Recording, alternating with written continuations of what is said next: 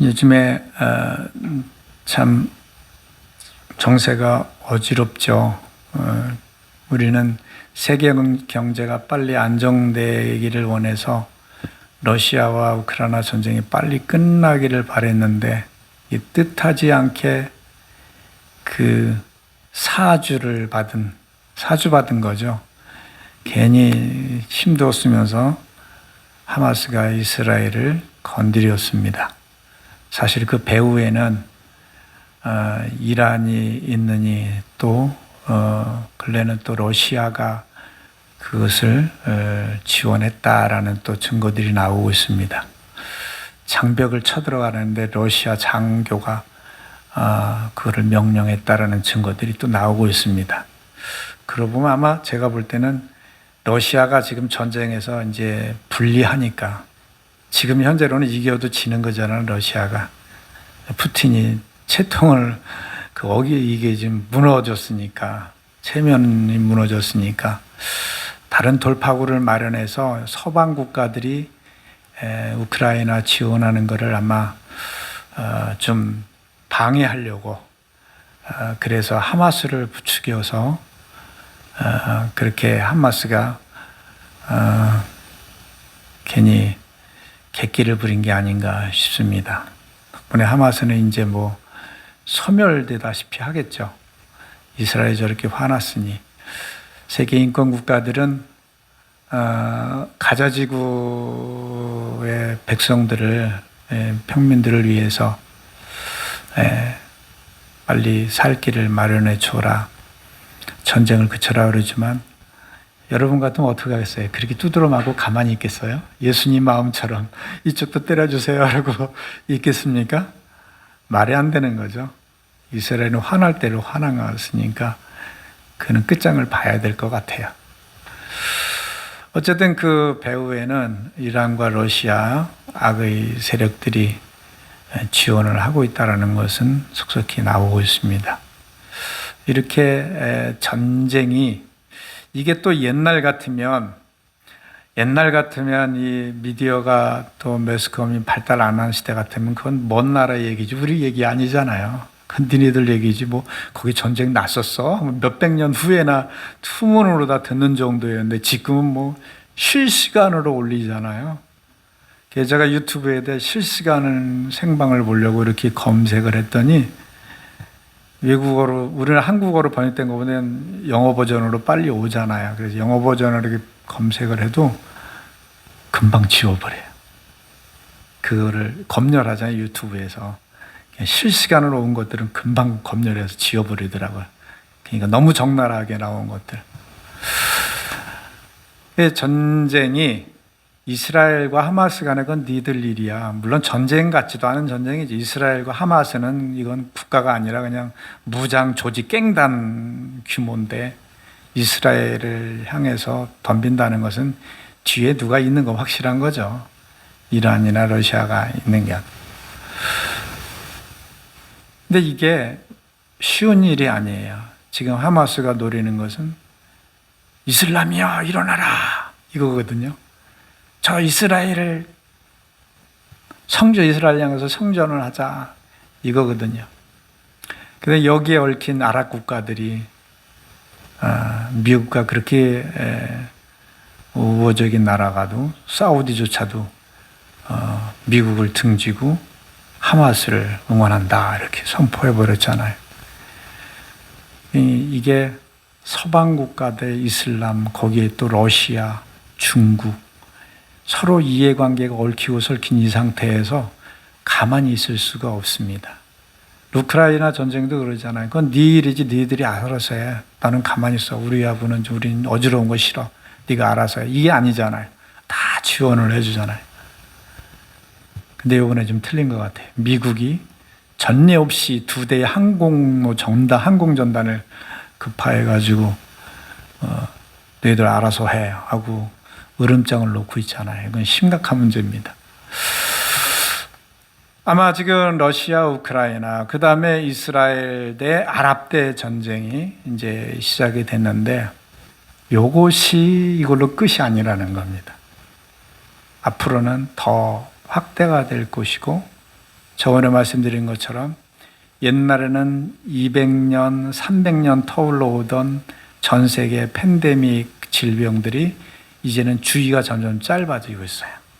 여러분들 아시다시피 요즘에 이제 10년, 5년 주기로 계속 빨리 오고 있습니다. 계시록에 보면 4가지 말이 나오죠. 청황색 말도 나오고 검은 말도 나오고 흰색 말도 나오고 붉은 말도 나와요. 우리가 알다시피 붉은 말은 전쟁이라는 거잖아요. 전쟁이 오고 나면 검은 말이 나오는 거예요. 기근이 따르는 거예요.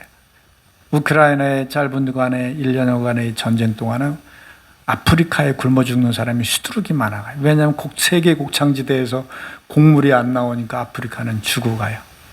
이것뿐만이겠습니까? 앞으로 전쟁이 나면은 수출 다 중단해요. 우리나라도 아마 그 땅에 있는 사람이 드밀 것 같아. 내 앞마당에 재배해서 먹는 사람이 모든 상업 유통이 절단되고 끊기고 나고 나면 있는 거 가지고 먹고 살아가는 시대. 그거 가지고 끝나면 이제 검은색 말이 나오는 시대죠. 그래서 전쟁이 일어나고 기근이 일어나고 예수님께서 마태복음 말씀하신 대로 말세에는 그런 일이 일어나는데 그 중에 하나가 민족과 민족을 대항해서 싸울 것이다. 나라가 나를 대항해서 싸울 것이다. 사랑이 없을 것이다. 이런 말세의 징조들을 말씀하십니다. 지금 이런 전쟁도 우리는 기도는 하죠. 하나님 전쟁 빨리 끝나게 해주세요. 이 경제가 또 모두가 어려워하고 있습니다. 죽어가는 그들도 어렵습니다. 물론 그들을 기도해야 돼요. 근데 우리는 기억할 게 있어요. 이것은 각본상 정해진 절차라는 거예요. 전쟁 나는 것이, 기근이 일어나는 것이, 평화의 얼굴을 하지만 내면에선 으르렁대며 무기를 더 쌓아가는, 덕분에 요즘에 우리나라는 K방산이 참 호황을 누리고 있기는 합니다. 무기 팔아먹는데 아주 좋은 호기를 만났지만은 세계가 무기 경쟁에 지금 막 돌입을 했어요. 나중에 언젠가는 서투로는 웃고 있지만 대탕트의 표면을 갖고 있지만은 언젠가는 아마 이거 터질 거예요. 한 방의 비수들을 꺼내가지고 서로도 싸울 날이 있을 겁니다. 이게 성경이에요. 전쟁의 소문도 늘어간다. 우리가 기도해야 할 것은 전쟁 안 일어나게 해주세요. 그러면 좋지. 근데 성경은 일어난다고 얘기해요. 기근도 지진도 이전에 맛보지 못했던 천재이변들이 여기저기 터질 거라고 예언을 해놨습니다. 그 모든 것은 주님의 오는 발걸음인 줄 믿습니다. 발걸음 소리예요. 없게 해달라고 하는 것이 아니라 우리는 이런 시대 가운데 상황 가운데 어떠한 믿음을 가져야 할 것인가에 대한 생각을 또 나의 믿음을 추스리도록 기도해야 하는 것입니다. 오늘 누가복음 12장의 말씀에는 사실 주님께서 말세를 얘기하고 있는 것입니다. 말세를 당할 때 너희가 어떤 자세로 살아가야 되느냐를 얘기해 주고 있거든요.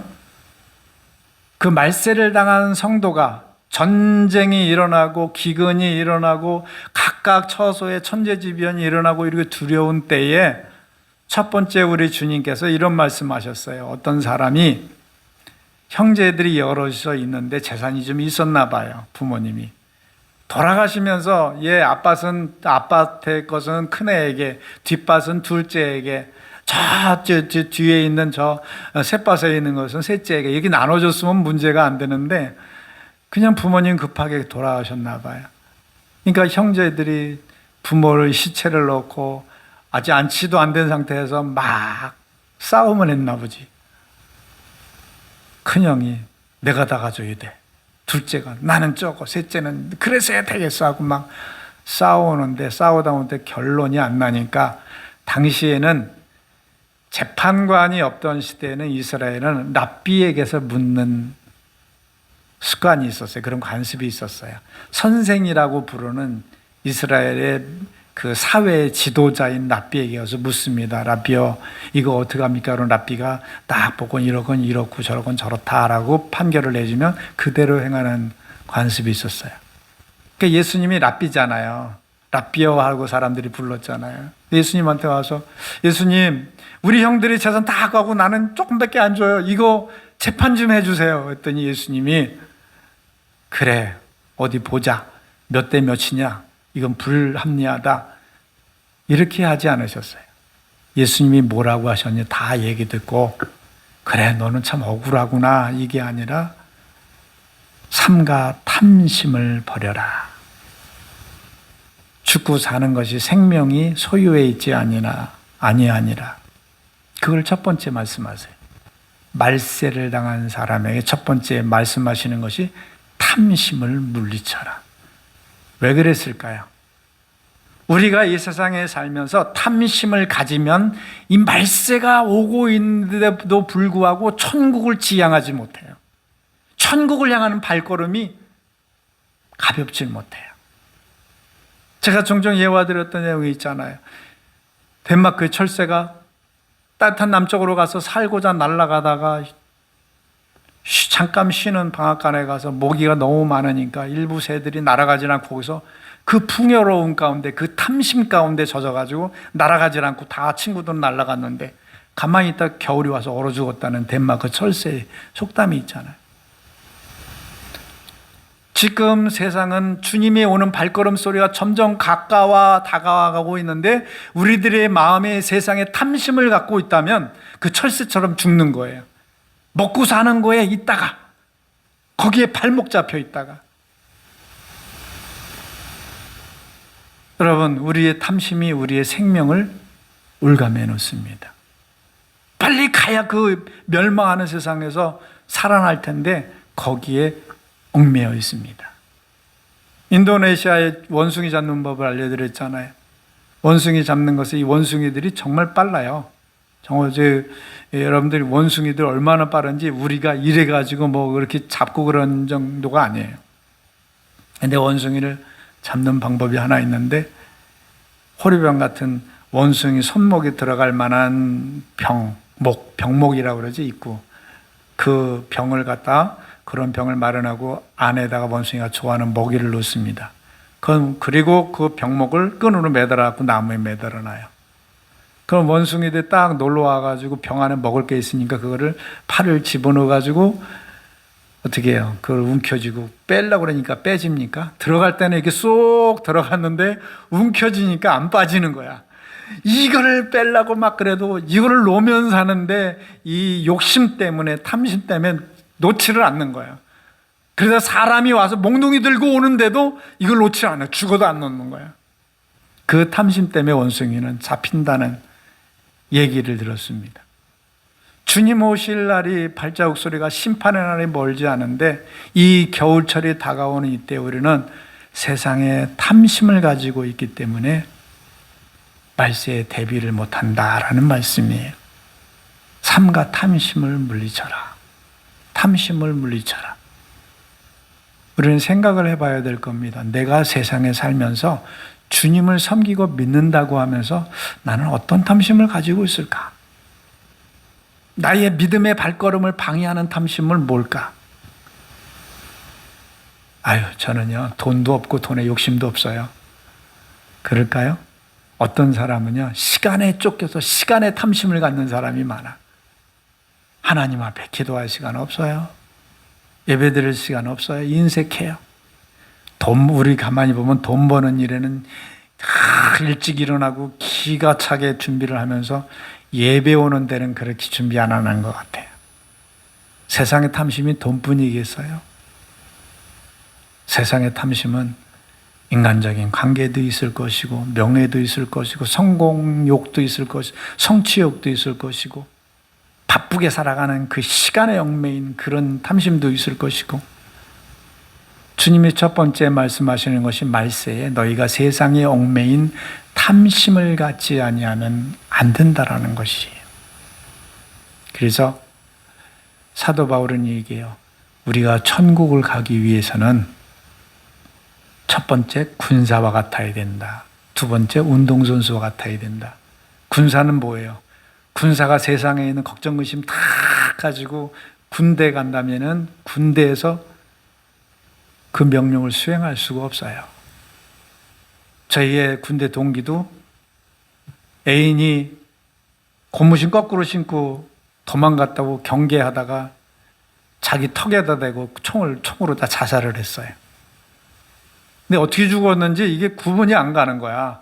근데 이게 그 M16 그 소총은 들어갈 때는 볼펜이고 새끼손가락보다 더 가늘게 들어가요. 근데 이 머리에는 이만하게 두들겨, 이만큼 뻥크가 나는 거야. 이게 돌면서 들어가기 때문에 철모가 썼으니까. 그래서 이렇게 쐈는데 철모를 이렇게 뒤끈하고 뭐 도대체 뭐 별로 외상도 없는데 죽었어. 철모를 벗겨보니까 이게 혼이 날아간 거야, 머리가. 왜 그랬을까요? 군대의 자기 경계 근무, 군대의 복무를 할 수가 없어. 왜? 세상에 얽매이기 때문에. 애인에 얽매이고 집에 얽매이고. 그러면 군사로서의 목적을 이룰 수가 없는 겁니다. 그래서 크리스찬은, 하늘나라에 가는 백성은 이 세상에 얽매여서는 절대로 갈 수가 없다라고 얘기를 해주는 겁니다. 또 운동선수 얘기를 해주잖아요. 운동선수가 최상의 컨디션으로, 가벼운 컨디션으로 힘을 다해서 달리고 뭐를 해야 되는데 자기가 새로 장만한 옷이라고, 아끼는 신발이라고 그런 거 다 걸리적거리는 거잖아요. 하나도 오죽하면 수영선수가 수영을 할 때 물개처럼 쫙 미끄러가도록 그 수영복의 소재조차도 과학적으로 만든다고 그래요. 그렇지 않으면 그 성과를 낼 수가 없대요. 우리가 이 세상에 살 때 덕지덕지 이 세상에 있는 것을 다 마음에 두고 마음에 신경 쓰고 이래가지고 우리가 천국 가는 것이 나도 모르게 느려지는 거예요. 그래서 다른 박질을 해도 상 받는 사람은 한 사람뿐인 걸 네가 알지 못하느냐. 많은 사람이 그렇게 주님을 믿는다고 가지만은 세상의 것을 다이어트하고 절제하고 끊고 가지 않으면 그 세계에 이룰 수 없다. 그래서 주님께서 이 세상에는 탐심을 삼가 조심해서 물리쳐라. 생명을 얻으려면. 두 번째 또 이런 얘기를 해주고 있어요. 예수님이 말세를 당한 성도는 세상에 얽매임이 없어야 된다. 눌림이 없어야 된다. 까마귀를 봐라. 까마귀가 집을 짓냐? 까마귀가 몇 년 먹을 치를 마련하기 위해서 은행에 저축을 하고 창고를 짓냐? 그러지 않아도 그는 살아가지 않느냐? 들의 백합화를 봐라. 그렇게 아름다운 꽃도 자기가 옷을 그렇게 좋은 화장품을 쓰거나 좋은 옷을 입지 않아도 아름답지 않느냐? 하나님께서 다 이렇게 입혀주시는데 너희는 왜 염려하면서 천국 가는 발걸음을 더디게 하느냐? 이 얘기거든요. 우리는 세상에 살면서 자식 걱정도 많이 해요. 내 앞날 걱정도 많이 해요. 근데 우리 주님이 말씀하시는 건 뭐냐면 그런 거 걱정하지 말고 그건 당연히 되는 거야. 그냥 내 갈 길을 가는 것이 중요하다는 얘기를 해주는 겁니다. 우리 어렸을 때 지금은 자녀를 하나 둘 낳죠. 근데 그 어디 수지의 어느 교회는 자녀 많이 낳긴 운동하는 교회가 있대요. 그래서 지금도 뭐 10명씩 낳는 교회가 있답니다. 참 모범된 교회인데 요즘엔 또 하나 둘이잖아요.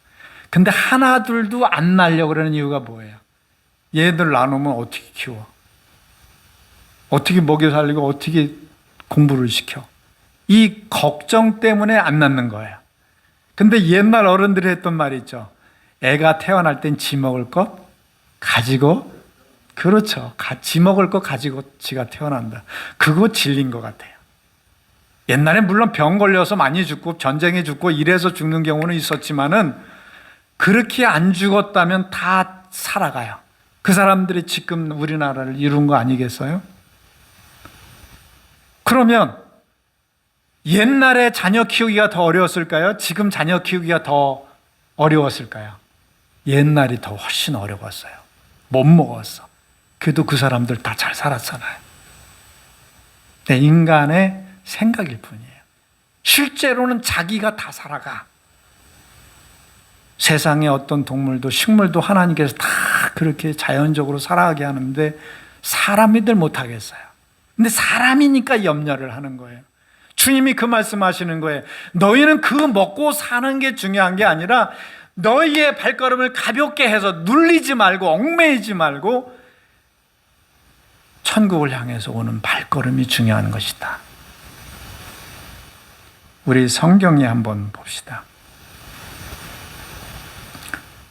우리 조금 아까 읽었던 성경 말씀 펴놓으셨죠? 33절 한번 읽어볼까요? 누가복음 12장 33절 다 같이 시작. 너희 소유를 팔아 구제하여 낡지 아니하는 배낭을 만들라. 곧 하늘에 둔 바 다함이 없는 보물이니 거기는 도둑도 가까이 하는 일이 없고 좀도 먹는 일이 없느니라. 자, 여기 봐서 우리는 탐심 가운데에 세상에 돈을 많이 모으려고 그래요. 창고를 지으려고 그래요. 은행의 잔고를 늘리려고 그래요. 이게 우리의 소원이고 탐심에 있는 일반적인 지심이에요. 보편적인 생각이에요. 그런데 이런 사람들에게 우리 주님이 뭐라 해요? 너희 소유를 팔아 오히려 구제하고 낡아지지 않은 배낭을 만들라. 이 의미는 뭡니까? 너희가 먹고 사는데 치장하고 다 이렇게 쌓아두는데 너무 신경 쓰지 말고 너희의 삶을 통해 이루어지는 가운데 하늘의 가치, 하늘의 의미를 이루는 것이 중요하다는 것이에요. 이 땅의 것만 쌓아두는 것을 어리석은 부자라고 얘기해요. 아까 탐심을 물리치라면서 예수님께서 비유를 들죠. 한 부자가 있었다. 사업을 많이 했다. 그리고 하는 것마다 성공했다. 그래가지고 막 앞에 그 부동산을 막 늘리고 은행에 잔고 늘리고 주식 늘리고 엄청 부자가 됐다. 야, 이제 나 세상에 떵떵거리고 살아야지 그랬는데 주님이 뭐라고 그랬느냐? 이 어리석은 놈아, 내가 세상에서 이렇게 열심히 준비를 했는데 너 결국 모든 걸 다 공수래. 공수고 아무것도 없이 갈 거다. 어리석은 놈아라고 얘기를 해. 바로 이와 같은 걸 얘기해요. 세상에 열심히 뭔가 하려고 한 나머지 천국을 위해서 준비하는 것이 없는 사람. 근데 이 33절은 뭐냐? 그런 삶을 살지 말아라. 돈을 벌어도, 나이가 먹어도, 사업을 해도, 자녀를 키워도 뭐를 해야 되느냐? 하늘의 가치와 의미를 이루는 삶이 되어라는 거예요. 농부가 열심히 곡식을 키우는데, 사과나무를 키우는데 나무를 키우려는 게 아니잖아요. 사과 열매를 거두려고 그러는 거잖아요. 근데 사과나무만 열심히 키우려는 농부가 있어요. 어리석은. 우리가 그래요. 주님께서 원하는 것은 우리의 삶을 통한 열매를 원하는 건데 우리는 인생 자체를 키우려고 그래요. 세상에서 부자 되고 성공하고 잘 먹고 잘 살고 잘 놀러 다니고 이게 단지 알고 있어요. 그건 사과가 아니잖아요. 사과나무를 잘 키운 거잖아요. 우리 주님께서 말씀하시는 거예요. 그런 삶을 살지 말아라. 그런 삶을 살지 않기 위해서 탐심을 버려라. 세상의 탐심을 버리는 것이 너희가 생명을 얻는 일이다. 그리고 세상의 고통 중에나 세상의 여러 가지 속에서 얽매이지 말아라. 그럼 나는 돈도 없고요. 나는 얽매일 것도 없어요. 근데 또 뭐가 문제냐? 이 아픈 사람은 아픈 사람대로, 건강한 사람은 건강한 사람대로, 부자는 부자대로, 가난한 사람은 가난한 사람대로 얽매임이 있어요. 가난한 사람은 뭐냐? 가난해서 내가 돈 벌려고 주님을 섬길 여유가 없는 거예요. 하늘나라에 갈 시간이 없는 거예요. 내가 세상에서 뭔가 노력하려고 그 나머지 또한 하나님을 위해서 갈 수가 없는 거예요. 부자는 그 절긴이라고 못 가는 거고 가난한 사람은 뭔가 하려고 성취하려고 못 가는 거예요. 이런 가운데 얽매이지 말아라. 그것이 오늘 주님의 말씀인 것입니다. 그런데 결론적으로 탐심과 이 세상에 얽매이고 눌린 심령들에게 먹고 사는 문제에 허덕이지 말고 어떤 문제이든지 얽매이지 말고 영적인 가치와 의미를 이루는 삶을 살아라. 그 나라를 준비하는 삶을 살아라. 이거를 말씀해 주고 있는데 오늘 결론적으로 뭘 말씀해 주고 있냐면 세상에는 시작과 끝이 있어요. 시작했으면 반드시 끝나요. 이 예배도 시작했으니 끝날 일이 있으니까 지겨워하지 마세요. 여러분, 아침이 오면 반드시 저녁이 돼요. 일어났으면 잘 때가 있어요. 내가 사업을 시작했으면 또 망하거나 일으켜서 끝날 때가 있어요. 농부가 심을 때가 있으면 거둘 때가 있어요. 우리 주님께서 이 세상을 시작하신 줄 압니다.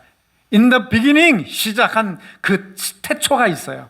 그 다음에 끝날 날이 있는 것입니다. 이 세상에. 우리 주님이 반드시 끝내기 위해서 온다라는 걸 얘기해 줍니다. 이제 오늘 본문 말씀이 바로 그거예요. 반드시 내가 세상을 시작했으니까 끝내러 온다. 그 끝내러 올 때에 너희가 어떤 자세로 살아야 될 것이냐를 오늘 본문 말씀에서 얘기해 주고 있습니다. 그거를 어떻게 얘기하느냐? 이스라엘에 가면은 주로 잔치들을 낮에 할까요? 밤에 할까요? 밤에 합니다. 왜냐하면 날씨가 더우니까, 뜨거우니까. 낮에는 또 자기 할 일들 하고 저녁이면 가서 잔치집에 가서 일주일씩 이렇게 잔치를 해요. 근데 밤에 이제 저녁에 가서 일 끝내고 주인이 잔치집에 가서 얘들아, 내가 오늘 잔치집에 갔다 오마. 종들이 예, 알았습니다. 그리고 주인이 가서 놀다 보니까 흥청망청 놀고 술 마시고 이렇게 하다 보니까 새벽까지 시간이 흘렀네. 그때 가서야 집에 어슬렁어슬렁 오는 거야. 주인이 생각을 합니다. 아, 지금 들어가면 이 종 녀석들이 다 자고 있겠지. 피곤하겠지. 낮에 열심히 일하고 이제 새벽이면 한두 시 잘 때잖아요. 여기 본 말씀이 뭐랬어요? 혹 1경이 될지 2경이 될지 그 후에는 3경이 될지. 밤은 유대인들은 4수로 나눴어요. 1경은 6시부터 9시, 2경은 9시부터 12시, 3경은 12시부터 3시, 4경은 끝날 때. 예수님이 물결로 인해서 바다 가운데 고생하는 제자들에게 밤 4경에 나타났다고 그랬잖아요. 밤이 다 지나갈 새벽에 나타났다는 거잖아요.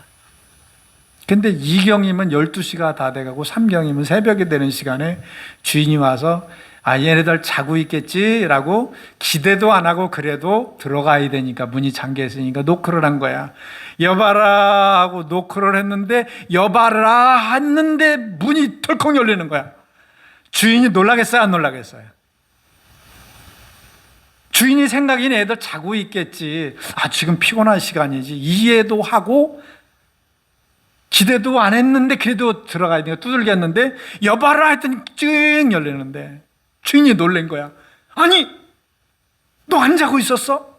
아, 예, 제가 잘 수가 있겠습니까? 주인이 오지 않았는데요.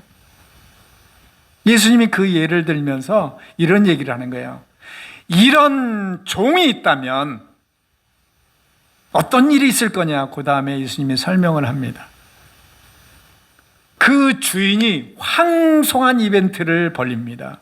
그 이벤트가 뭐냐 하면 자기가 앉을 자리에 종을 앉혀놓고 주인이 수종을 도는 거예요. 뭐 먹고 싶니? 뭐를 원하니? 뭐 해줄까? 자기가 앉을 상전의 자리에 종을 앉혀놓고 이 주인이 수종을 둔다는 거예요. 종의 수종을. 여러분 놀랍지 않아요? 이런 이벤트가 어디 있어요? 우리 주님께서 그 얘기를 하는 겁니다. 말세를 당해서 모두가 자기 탐욕에 빠져 있고 자기 시간에 바쁘고 일정에 바쁘던 이 시대를 사는 사람 중에 주님이 오심을 기다리면서 허리를 띠고 문고리를 잡고 기다리는 그 사람이 있다면 내가 오는 날에 그냥 지나가지 않으리라. 그 심령에 복을 주리라.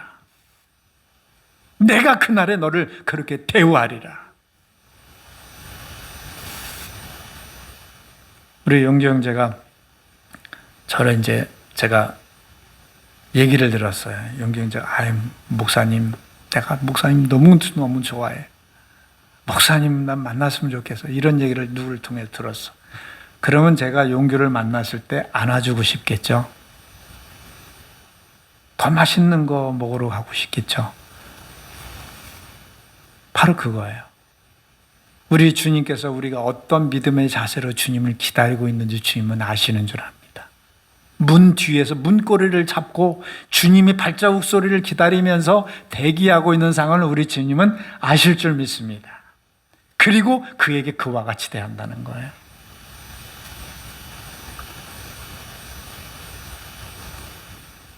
(37절) 다시 한번 봅시다. 37절 다 같이 시작. 주인이 와서 깨어있는 것을 보면 그 종들은 복이 있으리로다.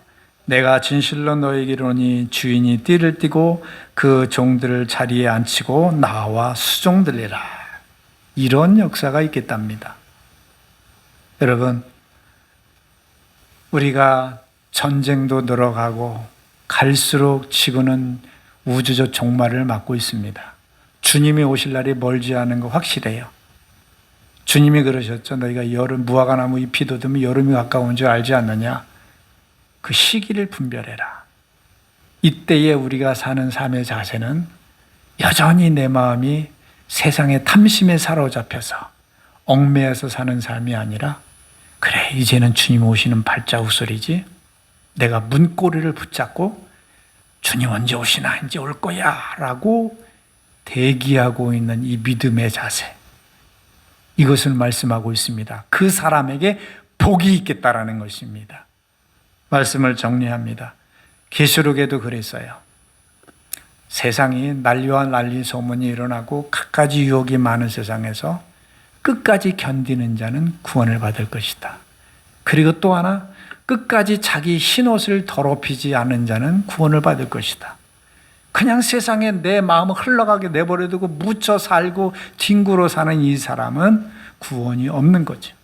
그러나 끝까지 내 영혼을 지키면서 세상의 먼지를 털어내면서 주님이 이제 오실 거야 하면 문고리를 바로 열 수 있는 자는 복이 있을 것이다. 우리 모두에게 세상의 탐심에 사로잡히지 않고 얽매이지 아니하고 주님의 발자국 소리를 듣고 문을 바로 열어젖히는, 그래서 나가 신발도 신지 않고, 여러분 옛날 영화 슬로우 비디오 있죠. 예수님 왜 이제 오십니까? 라고 달려가는 우리가 됐으면 주님도 아마 슬로우 비디오를 할 거야. 내가 너를 얼마나 기다렸는데 그 감격스러운 순간이 그런 사람에게만 있을 것이지, 그렇지 않은 사람은 주님 오신다면 지금 바위야 내 위에 무너져라, 산위야 나를 가려라, 부끄러운 거예요. 주님 이제 오시면, 벌써 오시면 어떻게 해요? 나 하나도 준비 안 됐는데. 이 얼마나 황당합니까? 주님 올 때 우리를 데리러 오셨는데 얘는 가기 싫다는 거야. 어리석은 부자죠. 제발 이러지 않길 바랍니다. 지금 하늘에서 나팔 소리가 들리고 천사장 주님이 오는 소리가 들릴 때 저를 지금 설교 듣다가 여러분 처음은 뛰쳐나가시기 바랍니다. 근데 이거 뭐야, 나 준비도 안 됐는데, 죄도 회개하지 아니하고 준비가 안 됐네, 이거 큰일 났다, 이러면 얼마나 부끄러울까요? 유교에서도 신독이라고 그러잖아요. 아무도 없어도 혼자 스스로 준비하는 거예요. 불교에서 시심작불이에요. 자기 마음을 다듬어 가는 거예요. 여러분, 우리 주님 오실 날을 하시라도 준비되어 있는 우리가 돼서 복된 자가 되기 바랍니다. 주님 오실 날에 돈 많이 버는 자 복된 자 아니에요. 대통령 된 자가 복된 자가 아니에요. 주님 앞에 준비되어 있는 자가 복된 자인 줄 믿습니다.